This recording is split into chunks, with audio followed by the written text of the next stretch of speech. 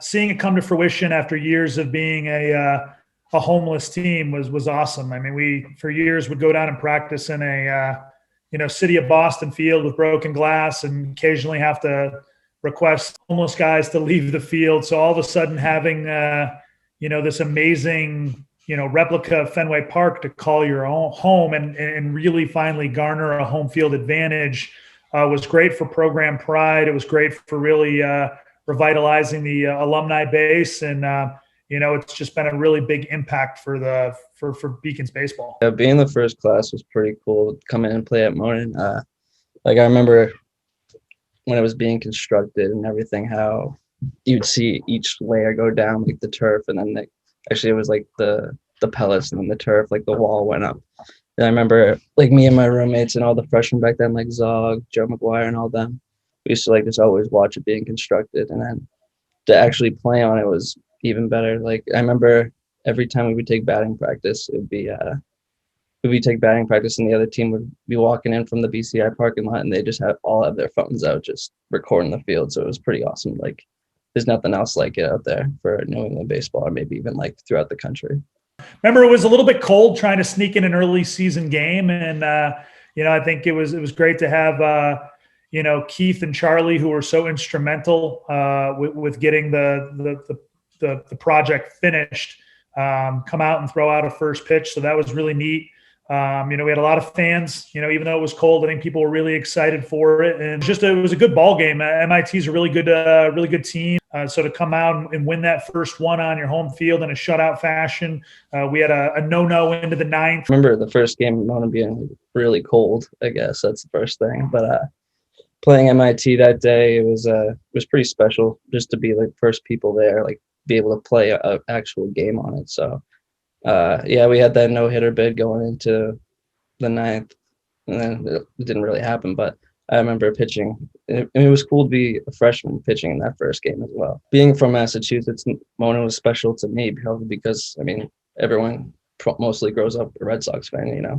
You got the green monster in left and everything. You got the bullpens in right field, and even like the backstop's even pretty big. So it's like. And it being turf is even better. So being a Red Sox fan and seeing coming out of the park every day and having an affiliation with it was pretty cool. Probably the nicest field in New England, no matter what division. I mean, at turf field, mini Fenway. I love it. I can't complain about it. So it was just a surreal experience stepping on the field for the first time, and it's just been great experience playing on it for these past 2 years. The field definitely helped me make the decision. I was already leaning towards UMass, but it just made the decision even easier to see that field and see what I would be playing on for the next 4 years. Really helped us on the recruiting front.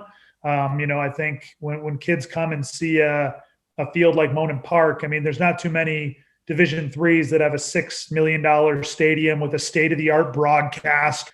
I mean, it's been transformational for the program. It's really hard to tell how big it's been. But I mean, I think if you just look at the years that we've had the field, our winning percentage, our championships, trips to the World Series, everything has gone sort of through the roof. And I always felt like we had good players and we had, some good assistant coaches. And I felt like we had a good development plan in place. But when you don't have a field to get those extra reps and get that home field advantage and allow guys to be able to do extra on their own, it's hard to really reach a consistent level of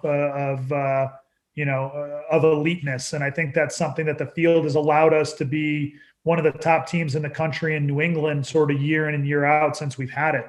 Nick Herzog, I forgot who we were playing. It might have been Plymouth State, but we were playing under the lights.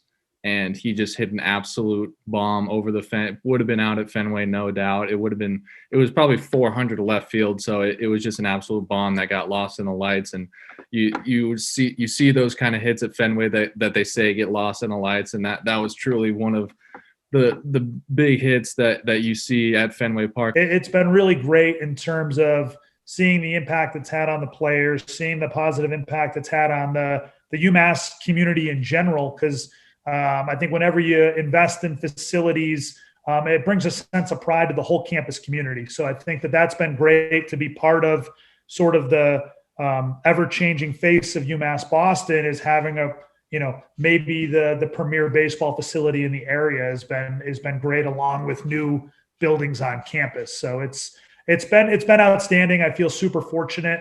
I think, again, going from homeless to living in the penthouse, I think we're very appreciative of what we have. And I always remind the guys that it wasn't always this way.